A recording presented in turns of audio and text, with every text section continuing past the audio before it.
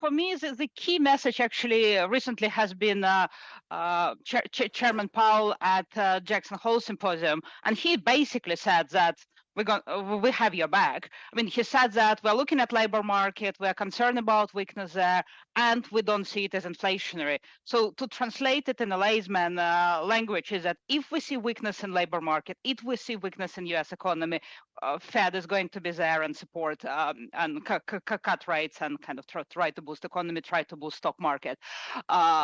If we don't see weakness in labor market, then okay, things are not bad and market can rally. So to me, that's, as an equity investor, that's great message. It means that bad news bad economic news are good news for the market. Good economic news are good news for the market. And we really need to see really bad news like recessionary concern for markets to sell off, and we just don't see that. Yeah, I was just up the road from you over the weekend. I can't believe you didn't come and say hello. I was in Como, and it was fascinating speaking to Letta, talking about what Draghi's doing as well.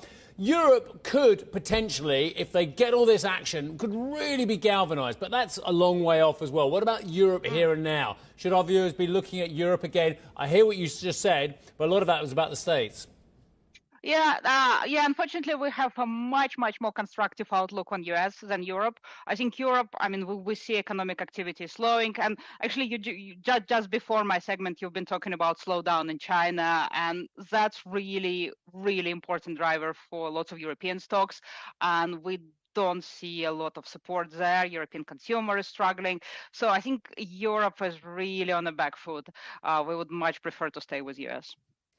Marija, I want to talk about volatility because we were promised a dose of it after we got the August rout, and it's come back in September. I know some are looking at the VIX as entry points here for when they get this spike in volatility. What do you think lies ahead? Is it just now a period where we are going to be volatile into year-end because we've also got a lot of the election dynamics coming into the mix later on tonight, let's face it, on the back of the debate?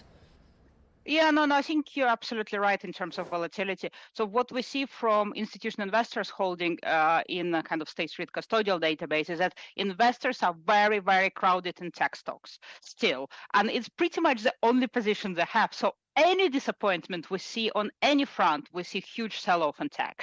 And that's kind of unbinding those positions, and then some better news, we see investors coming back. So we see this kind of yo-yo effect in that really crowded trade, and that's a problem. We see very little diversification, and that just creates this huge volatility. Marija,